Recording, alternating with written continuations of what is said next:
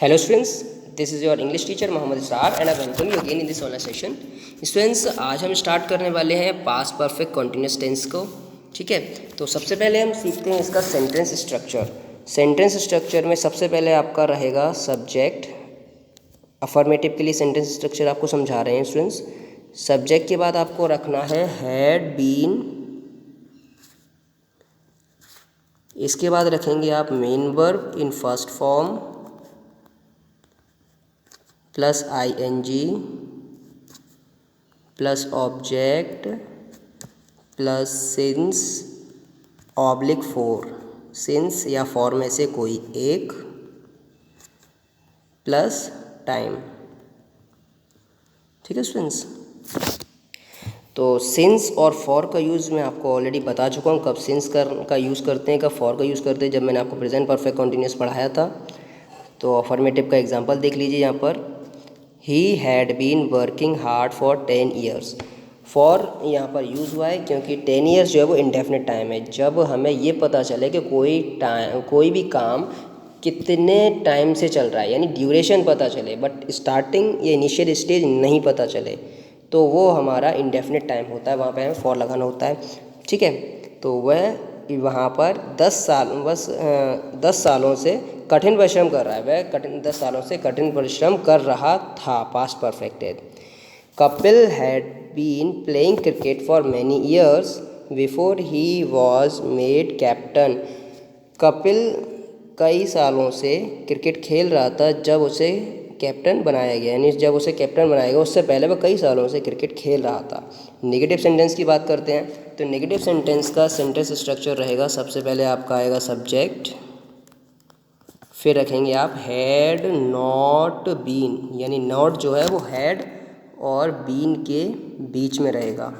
ठीक है स्टूडेंट्स, फिर आपको रखना है main verb in first form plus ing,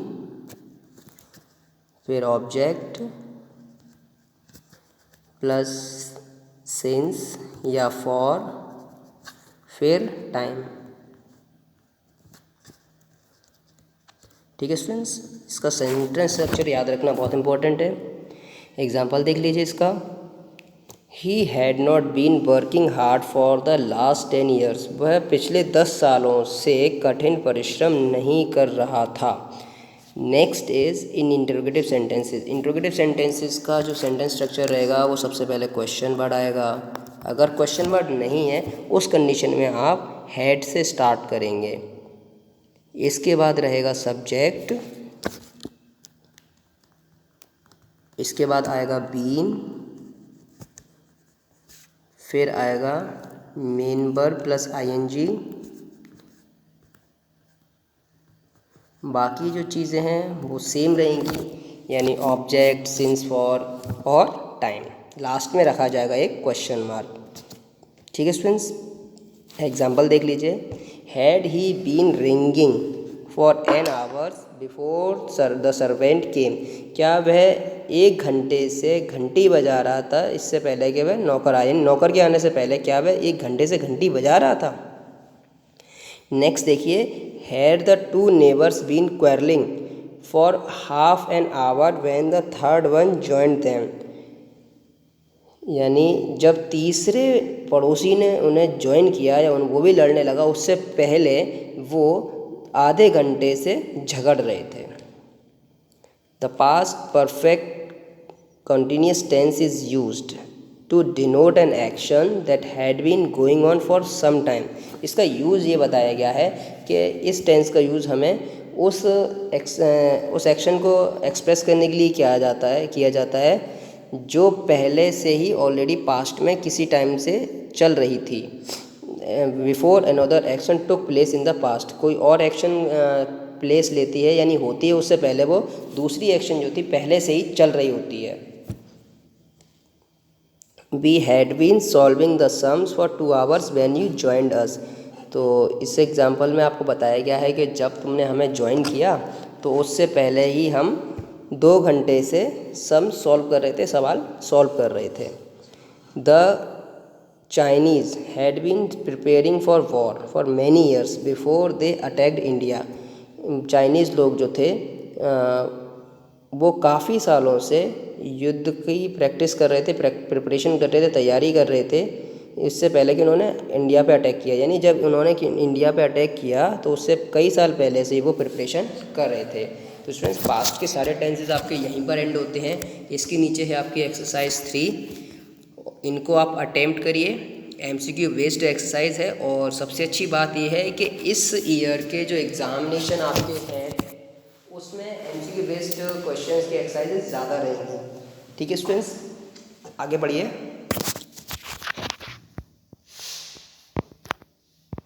ये सारी जो आपके फिलअप बेस्ड MCQs हैं इनको आप घर से सॉल्व करिए, इनके आंसर्स आपको बताते जाएंगे, बट पहले आपको इनको अटेम्प्ट करना है सेल्फ।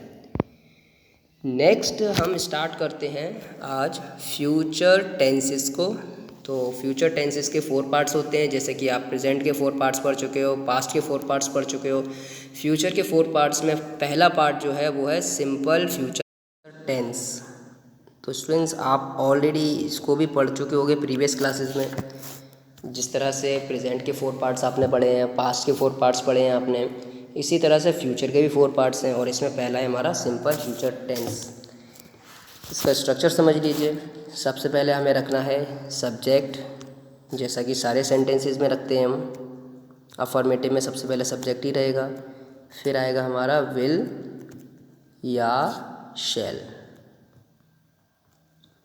तो विल कहाँ रखना होता है हमें?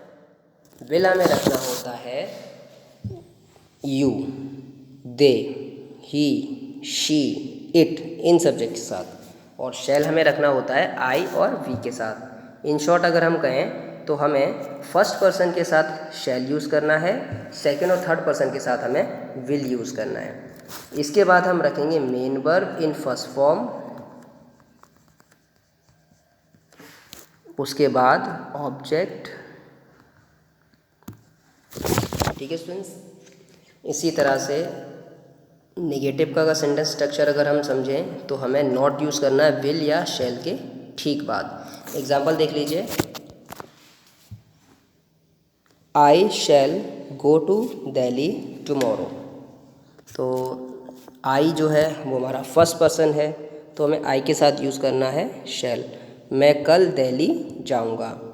ही विल हेल्प यू, ही जो है हमारा वो थर्ड पर्सन है, इसके साथ विल यूज़ किया गया है। ठीक है। नेगेटिव सेंटेंसेस की अगर बात करें तो सबसे पहले सब्जेक्ट, देन विल नॉट या शैल नॉट, इसके बाद मेन वर्ब फर्स्ट फॉर्म में, फिर आएगा ऑब्जेक्ट। एग्जाम्पल देख लीजिए, you shall not go to the market if it rains. अगर बारिश हुई तो तुम बाज़ार नहीं जाओगे। You will stay here till I come. तुम यहीं रुकोगे जब तक मैं आ ना जाऊँ, जब तक मैं आऊँ तब तक तुम यहीं रुकोगे। Next is interrogative sentence. Interrogative sentence start करते हैं हम क्वेश्चन वर्ड से। अगर क्वेश्चन वर्ड नहीं है तो स्टार्ट कर सकते हैं आप विल या शैल से। ठीक है स्टूडेंट्स, इसके बाद आएगा हमारा सब्जेक्ट, इसके बाद main verb in first form, then object, और लास्ट में आएगा हमारा क्वेश्चन मार्क। देख लीजिए example, shall I open the window. क्या मैं दरवाज़ा खोलूँगा, या सॉरी विंडो खोलूँगा। Will you go to Delhi tomorrow. क्या तुम दिल्ली जाओगे कल। यूज़, इसकी यूजेस कहाँ कहाँ हैं।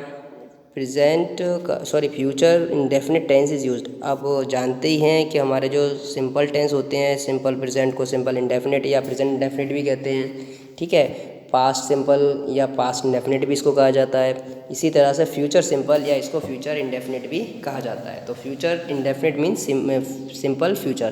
तो जो फ्यूचर इंडेफिनिट टेंस है वो यूज़ किया जाता है to denote a future action और इवेंट।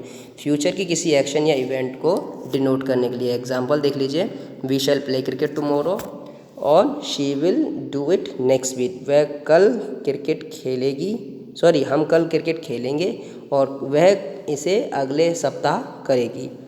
सेकंड यूज़ जो है वो बताया जाता है to denote the principal clause of a conditional sentences. Conditional sentences की प्रिंसिपल क्लॉज को डिनोट करने के लिए भी इसका यूज़ किया जाता है। तो ये क्लॉजेस क्या होते हैं आपने ऑलरेडी पढ़े होंगे, अगर नहीं पढ़े हैं तो आपके जब सिलेबस में आएगा तो आपको ज़रूर पढ़ाएंगे। इसका जो दूसरा यूज़ बताया गया है वो ये बता रहा है हमें to denote the principal clause of a conditional sentence. किसी कंडीशनल सेंटेंसेस में जिसमें दो क्लॉज हैं उसमें प्रिंसिपल क्लॉज को डिनोट करने के लिए। ठीक है, तो क्लॉज के बारे में आपको ऑलरेडी प्रीवियस क्लास में पढ़ाया जा चुका है। अगर नहीं आपको अच्छे से आता है तो जब भी टॉपिक ये इसका आएगा तो मैं आपको ज़रूर पढ़ाऊँगा। ठीक है, एग्जाम्पल देख लीजिए। इफ़ ही वर्क्स हार्ड, यदि वह कठिन परिश्रम करता है, he will pass in the examination, वह एग्जामिनेशन में पास हो जाएगा। ठीक है, तो इसमें जो प्रिंसिपल क्लॉज है वो ये वाला है, और जो इसका दूसरा क्लॉज होता है वो कंजंक्शन के बाद होता है।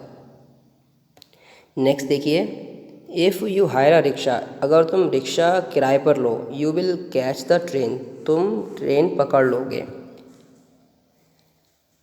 Next tense future continuous tense, इसको हम पढ़ेंगे अगली क्लास में। आई होप स्टूडेंट्स आपने फ्यूचर के सिंपल टेंस को अच्छे से समझ लिया होगा, और प्रीवियस जो आपको समझाया गया उसकी एक्सरसाइजेज ज़रूर अटेम्प्ट करके सेंड करिए।